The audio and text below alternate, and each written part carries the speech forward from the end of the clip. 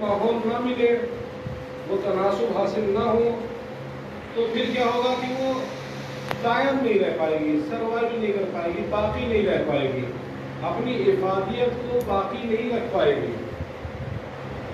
اس کے علاوہ اور چیزیں، اس کے علاوہ سروائیو کرنے کے لیے، باقی رہنے کے لیے، دوام کے لیے ایک چیز کی اور ضرورت ہے، وہ یہ ہے کہ کوئی بھی چیز سنگل ہینڈڈ یوز ہو۔ اگر زیادہ لوگ کسی چیز کو استعمال کرنے لگے تو خراب ہو جائے۔ مثلا درگاہ کا مائک ہے، یہ خراب ہے، کوئی بھی آگے اس کو لگاتا ہے۔ ہر وہ شے کہ جس میں کرنے والے زیادہ ہوتے ہیں کسی کام کو، اس میں کیا ہوتا ہے، چیز باقی نہیں رہ پاتی۔ اللہ اس پروردگار عالم کا کرم کہ اس نے انسان کو خلق کیا تو انسان کے نظام حیات کو اپنے ہاتھ میں رکھا کہ رزق ہماری ذمہ داری ہے، زندگی ہماری ذمہ داری ہے، موت ہمارا اختیار، سب کچھ ہمارے ہاتھ میں ہے، بندوں کے ہاتھ میں نہیں دیا۔ بندوں کے ہاتھ میں تو دے کر وہ ہمیں دکھانا چاہتا ہے کہ اگر بندوں کے ہاتھ میں دے دیا جاتا تو کیا ہوتا۔ یہی آکسیجن تو آپ کو فری آف کاسٹ اس کی طرف سے ہمیشہ اویلیبل ہے، کورونا نے بندوں کے ہاتھ میں دے دی۔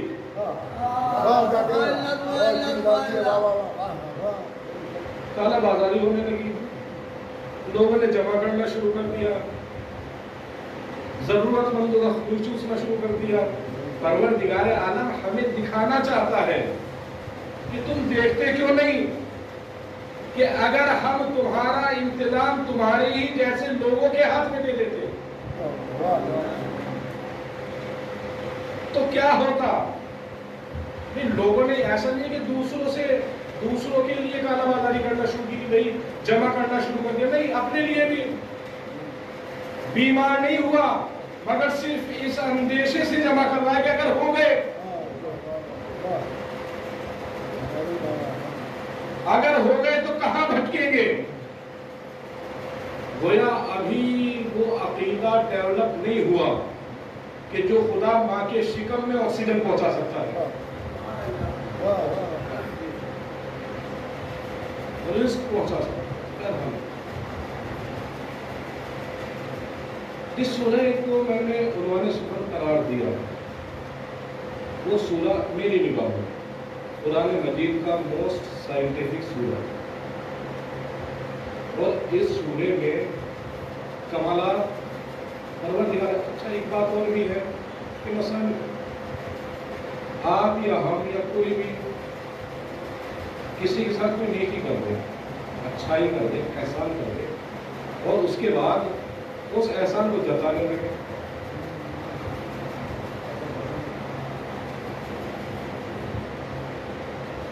یہ احسان جتانے لگے۔ اچھا ہم نے تمہارے ساتھ یہ کیا تھا، ہم نے تمہارے اسکول کی پڑھائی کا انتظام کیا تھا، ہمارے والد نے تمہارے والد نے قرض چکایا تھا، تمہارا گھر بکنے والا، ہم نے تمہیں یہ دیا تھا، تمہارے پاپوں کی نوبت آ رہی تھی۔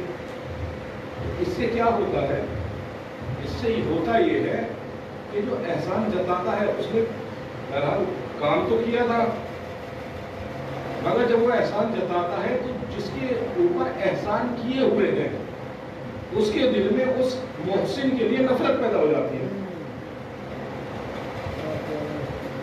بیزاری پیدا ہو جاتی ہے، کراہیت پیدا ہو جاتی ہے، یہاں تک کہ اگر وہ اسے سامنے سے آتا ہوا دیکھ لے تو راستہ بدل لیتا ہے کہ وہ آ رہا ہے پھر اپنے احسان جتائے گا۔ کہیں بیٹھے ہو مجمع میں اور وہ آ رہا ہو تو وہ اٹھ کے چل دے گا کہ نہیں آئے گا، نہیں بیٹھے گا، میں نے تمہارے ساتھ یہ کیا تھا، میں نے تمہارے ساتھ وہ کیا تھا۔ انسان بیزار ہو جاتا ہے، دور ہونے لگتا ہے، مگر صرف یہ ذات واحد پروردگار ہے کہ وہ جتنا احسان جتاتا ہے اتنا انسان اس سے نزدیک ہوتا چلا جاتا ہے۔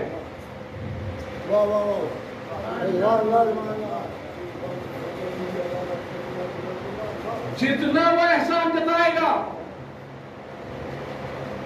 اتنی قربت بڑھتی چلی جائے گی۔ جتنا وہ کہے گا میں نے تمہارے ساتھ یہ کیا، میں نے تمہارے ساتھ وہ کیا، میں نے تمہیں یہ دیا، میں نے تمہیں وہ دیا، میں تمہیں یہ دوں گا، انسان اتنا زیادہ ہی کیا ہوتا چلا جاتا ہے، خالی ہوتا چلا جاتا ہے۔ آپ نے دیکھا ہوگا اس سورے کو کیا کہا جاتا ہے؟ سورہ رحمان۔ نام کیا ہے سورہ رحمان؟ آپ کسی ڈپارٹمنٹل اسٹور میں چلے جائیے، وہاں پر چٹس لگے ہوتے ہیں، پارٹیشن ہوتے ہیں، ڈپارٹمنٹ ہوتے ہیں، الگ الگ کالج میں چلے جائیے، الگ الگ ڈپارٹمنٹ ہوتے ہیں، کہیں پہ لکھا ہوتا ہے فزکس، آپ سمجھ جاتے ہیں کہ یہاں پر فزکس کی بات ہوتی ہے، فزکس پڑھائی جاتی ہوگی، فزکس کا ڈپارٹمنٹ ہے، فزکس کے ٹیچر ملیں گے، کہیں پر کیمسٹری لکھا ہوتا ہے، کیمسٹری لٹریچر آپ سمجھ جائیں گے، لٹریچر کے بارے میں ہوگا سب کچھ، ٹیچر لٹریچر پڑھائے گا۔ قرآن مجید کا یہ وہ سورہ ہے کہ جس کے اوپر لکھا ہوا ہے رحمان،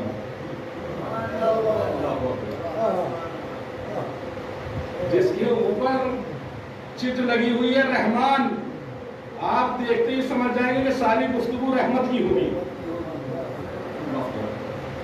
کس کی ہوگی؟ رحمت کی، رحمان۔ اچھا یہ بھی غور کرنے والی بات ہے، اس سورے کو جب آپ پڑھیں گے تو اس میں آپ کو کوئی جنگ و جہاد کی آیت نہیں ملے گی، حج کا حکم نہیں ملے گا، زکوٰۃ نکالنی ہے نہیں نکالنی ہے نہیں ملے گا، نہ یہ ملے گا کہ مال دینا ہے، نہ یہ ملے گا کہ جان دینی ہے، نہ یہ ملے گا کہ حج کرنے جانا ہے، کچھ نہیں ملے گا۔ وہی آپ کو پڑھتے ہیں سورہ رحمان، آپ کو ماشاء اللہ سے ابھی غور کیجیے، تدبر کیجیے، قرآن کا ہر سورہ اٹھائیے، کچھ نہ کچھ ملے گا، یہاں تک کہ بندوں کی طرف سے مل جائے گا، اگر خدا کی طرف سے نہیں ہے تو بندوں کی طرف سے مل جائے گا۔ مثلا اہدنا الصراط المستقیم، ہمیں سیدھا راستہ دکھاتے ہیں، اس سورے میں سیدھا راستہ بھی نہیں دیکھنا، یہ تک نہیں، دعا تک نہیں ہے، کہ آج کل معافی دور میں اس سورے میں دعا تک نہیں ہے، پروردگار سیدھا راستہ ہی دکھا دے، اس لیے کہ ہم نے اس کے ٹائٹل کو نہیں سمجھا ہے، ٹائٹل ہے رحمان، ٹائٹل کیا ہے؟ رحمان، رحمان۔ اچھا اس کو بھی سمجھیے گا، شروع کرتا ہوں آپ کے سامنے اس آیت، اس سورے کے بارے میں۔ بسم اللہ الرحمن الرحیم، الرحمن، شروع کرتا ہوں اللہ کے نام سے، بسم اللہ ہے، شروع کرتا ہوں اللہ کے نام سے، الرحمن، الرحیم، الرحمن، الرحمن، الرحیم، الرحمن، یعنی دو طرف رحمان ہے اور بیچ میں رحیم ہے، دو طرف رحمان اور بیچ میں رحیم۔ اچھا رحیم اور رحمان کا فرق تو آپ لوگ جانتے ہی ہیں کہ رحمان کہتے ہیں رحمت عامہ کو، جس میں مومن، منافق، کافر، موسیٰ، فرعون، شیطان، آدم سب شامل ہیں،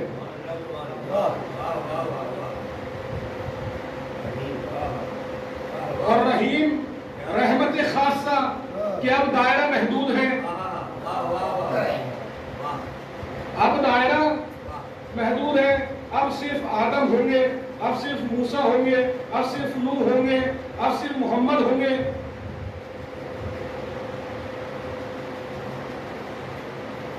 پروردگار عالم نے رحیم کے فوراً بعد جو لفظ استعمال کیا وہ کیا ہوا؟ پھر کہا رحمت، پھر رحمت عامہ، پھر ادھر بھی رحمت عامہ، ادھر بھی رحمت عامہ، بیچ میں رحمت خاصہ، ادھر بھی رحمت عامہ، ادھر بھی رحمت عامہ، بیچ میں رحمت خاصہ۔ گویا یہ جو رحمت خاصہ ہے یہ بیج ہے رحمت عامہ کا.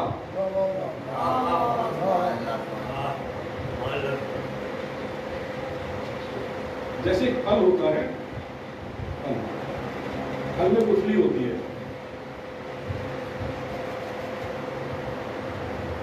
چاروں طرف گودا ہوتا ہے، بیچ میں کیا ہوتی ہے؟ گٹھلی ہوتی ہے. آپ کو کوئی پھل دیکھا نہیں ملے گا، گودا اس کا، وہ زیادہ بہتر ہے یا کوئی گٹھلی دے دے وہ زیادہ بہتر ہے؟ تو گٹھلی کا کام کیا ہے؟ عجیب ہے. گٹھلی کا کام کیا ہے؟ گٹھلی سخت ہوتی ہے، گودا نہیں ہوتا ہے. وہ سخت ہوتی ہے اور یہ نرم ہوتا ہے. گویا یہ جو نرمش ہے یہ اس سختی کو اپنے اندر سموئے ہوئے ہے. یہ جو نرمی ہے گودے کی، اس سے سب فائدہ اٹھائیں گے، لیکن جو اندر گٹھلی ہے، بیج ہے، اس سے ہر کوئی فائدہ نہیں اٹھائے گا. اس سے فائدہ ایک کسان اٹھائے گا جو محنت کرے گا، اللہ کی رحمت پر امید رکھے گا، اس کو بوئے گا، اس پہ محنت کرے گا. تو کیا ہوگا؟ گودا کھانے والے کھائیں گے اور ختم. جو گٹھلی لے گا، اس کو بوئے گا، اس پہ محنت کرے گا، اس کی رحمت پر یقین رکھے گا، اس سے ایک درخت نکلے گا، ہزاروں پھل. خداوند عالم نے رحیمیت کو درمیان میں رکھا کہ رحیمیت ہر کسی کے شامل حال ہونے والی نہیں ہے. رحیمیت اس کے شامل حال ہوگی جو محنت کرے گا، کوشش کرے گا. رحمانیت سے سب فائدہ اٹھانے گے. رحیمیت سے فائدہ کون اٹھائے گا؟ یہ جدت کرے گا، کوشش کرے گا، محنت کرے گا. اچھا، یہ لفظ رحم ہے کیا؟ میں نے آپ کی خدمت میں عرض کیا، مختصر کا وہ بیان ہو چکا ہے. جس زیادہ مستقل اس کے بارے میں بیان ہوگا اس سورے کے بارے میں. یہ رحم، رحمان بنا ہے رحم سے. رحم کا مطلب کیا ہوتا ہے؟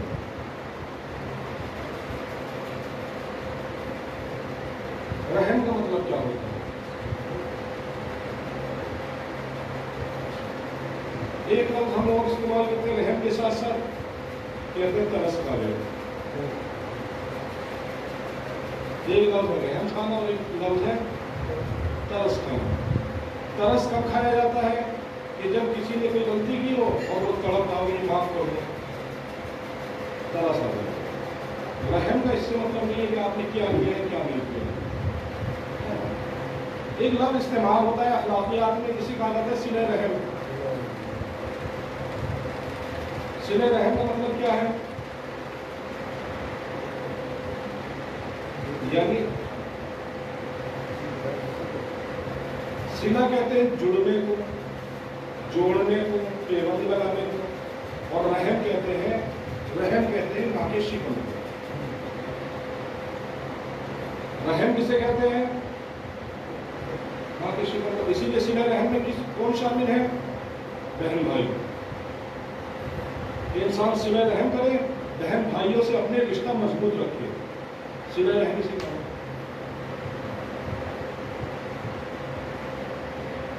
ماں کے شکم کو بھی رحم کہا جاتا ہے. کہتے ہیں رحم مادر میں،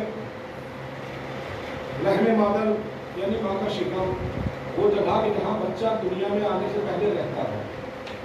آپ سمجھیے سورہ کا نام ہے رحمان. رحمان بنا ہے رحم سے اور رحیم بھی بنا ہے رحم سے. مگر رحیم اور رحم میں فرق یہ ہے کہ رحمان میں لفظ رحم بغیر کسی تبدیلی کے آیا ہے. لے ہے میم الف نون.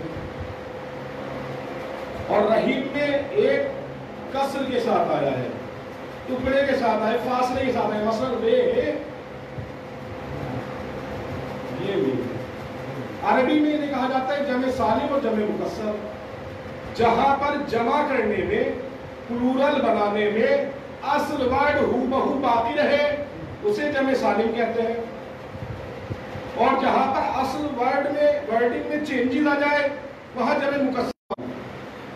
مسلم ایک، مسلمان تسمیہ اس کا صیغہ، دو مسلمان۔ پروردگار عالم نے رحمان کہہ کر بتایا۔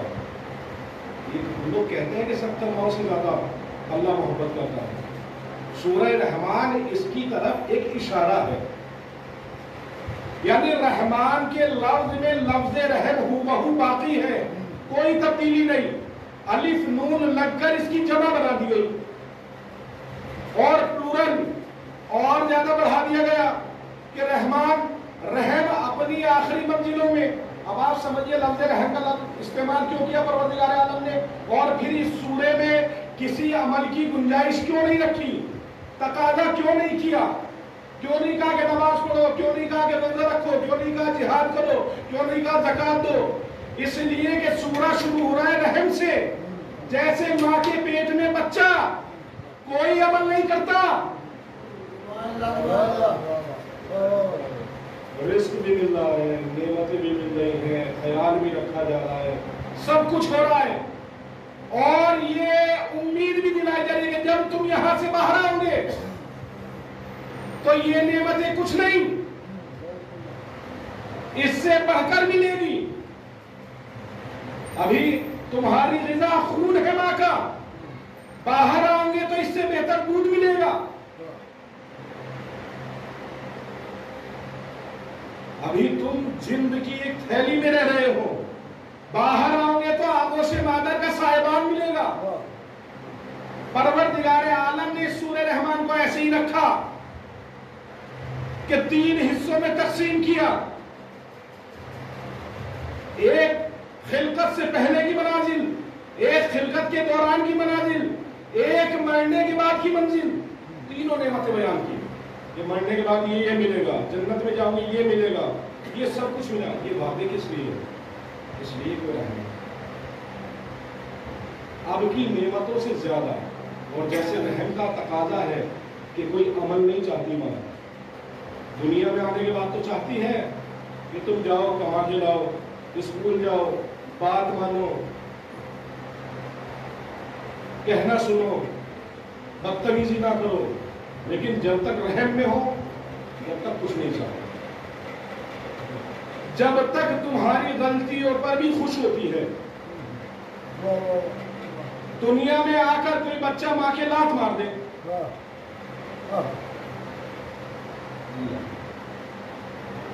سب ناراض ہوتے ہیں، ماں بھی ناراض ہوتی ہے، لیکن ماں کے شکم میں کتنی لاتیں مارتا ہے، جتنی بار لات مارتا ہے ماں خوش ہوتی ہے، کہ بچہ حرکت کر رہا ہے، زندہ ہے، باقی ہے۔ جنہوں نے اس رحمان کی رحمانیت کو سمجھا، اس بات کو سمجھ گئے تھے کہ تمام تر نعمتیں اور رحمتیں اور کرامتیں انسان کی زندگی میں جتنی بھی فضیلت اور شرف ہے وہ کسی انسان کی اپنی کوئی خاص اہلیت کی وجہ سے نہیں ہے، وہ سب کچھ اس پروردگار عالم کی طرف سے عطا ہے، اور اس کا کمال یہ ہے کہ اسی کی بارگاہ میں لوٹا دیا۔ کربلا سورہ رحمان کی تفسیر کہ جہاں پر پروردگار عالم سے کہا جا رہا ہے پروردگار یہ گھر تو نے دیا ہے، تیری بارگاہ میں لوٹا ہے، یہ اولاد تو نے دی ہے، تیری بارگاہ میں لوٹا ہے، یہ عزت تو نے دی ہے، تیری بارگاہ میں لوٹا ہے، یہ توفیقات تو نے دی ہے اے میرے معبود کہ میں یہ سمجھ سکوں کہ جو کچھ بھی میرے پاس وہ سب تیرا ہے۔ ایسے نہیں امام حسین نے سجدہ آخر میں جملہ ارشاد فرمایا کہ میں اپنے گھر کو لٹا رہا ہوں تیری مدد کر رہا ہوں، کرنے کا فیصلہ کیا دو تین روپئے آپ لوگ سمجھ سکتے ہیں کہ یہ خود لمحہ جو عاشور سے نزدیک کرتا ہے اہل بیت کے لیے قیامت کی طرح ضروری ہے۔ تاریخ لکھتی ہے کہ جس وقت فہرست مسافرین کربلا معین ہو رہی تھی، سب لوگوں کے کان اسی فہرست پر تھے کہ دیکھیں ہمارا نام ہوتا ہے یا نہیں۔ دو بیویاں ایسی تھیں کہ جن کو یقین تھا کہ ان کا جانا ضروری ہے، ایک زینب کبریٰ، ایک فاطمہ صغریٰ۔ فاطمہ صغریٰ سب تھے حیران کہ ہمارا نام ہوگا یا نہیں۔ فاطمہ صغریٰ مطمئن رہتی ہے۔ پوچھا کسی نے کہ صغریٰ تم نہیں سن رہی کہ تمہارا نام ہے یا نہیں ہے؟ صغریٰ نے کہا کہ کسی کا ہو یا نہ ہو میرا نام ضرور ہوگا۔ کہا کیوں بی بی؟ کہا اس لیے کہ میرا بابا علی اکبر کے بنا نہیں رہ سکتا اور علی اکبر صغریٰ کے بنا نہیں۔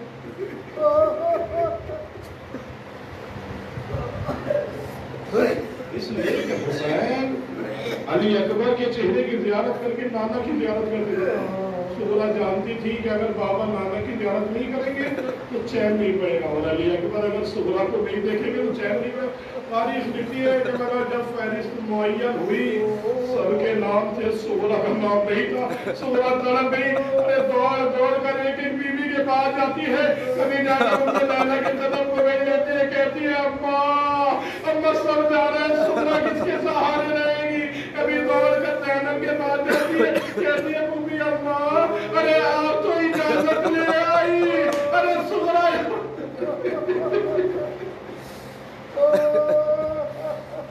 تاریخ لکھتی ہے کہ ایک مرتبہ صغریٰ علی اکبر کے پاس پہنچی، علی اکبر کے پاس پہنچ کر بیٹھ گئی، رو رہی ہے۔ علی اکبر نے بہن کو روتے ہوئے دیکھا، تڑا بیٹا بہن رو کیوں رہی ہو؟ کہا بھیا سب جا رہے ہیں، کیا تمہیں نہیں معلوم صغریٰ تمہارے بنا زندہ نہیں رہے گی؟ کہا اے صغریٰ، ارے علی اکبر کیا کرے، حکم ایمان ہے۔ ایک مرتبہ علی اکبر صغریٰ کا ہاتھ پکڑ کر بابا کے پاس لاتے ہیں، کہتے ہیں صغریٰ بابا سے کہو جو کہنا ہے۔ صغریٰ بابا سے کہتی ہے بابا کیا میں بیمار ہوں اس لیے نہیں لے جا رہے ہیں؟ اے بابا میں آپ سے دوا کا تقاضا نہیں کروں گی، آپ مجھے ساتھ لے کر چلے جائیے۔ حسین ایک جملہ کہتے میرے لال تو میری اماں کی شبیہ ہے، میں تجھے نہیں لے کر جاؤں۔ تاریخ دیکھتی ہے یہ قافلہ چلنے لگا، چند جملے ہیں، قافلہ چلنے لگا، قافلہ چلتے چلتے ایک مرتبہ رک گیا۔ حسین نے عباس سے پوچھا کہ عباس یہ قافلہ کیوں رک گیا؟ عباس نے کہا میرا غضب ہو گیا، شہزادی صغریٰ قافلے کے پیچھے پیچھے۔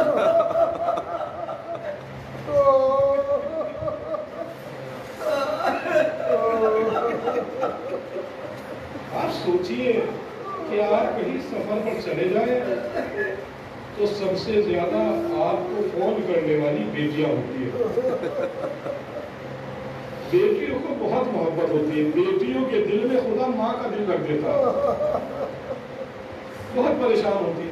تاریخ لکھتی ہے قافلہ چلا، حسین نے جیسے ہی سنا صغریٰ آ رہی ہے، ایک مرتبہ حسین گھوڑے سے اترے تو پہنچے صغریٰ کے پاس، کہا صغریٰ ہے میرے نام خدا حافظ ہو چکا، تم کیوں پیچھے آ رہی ہو؟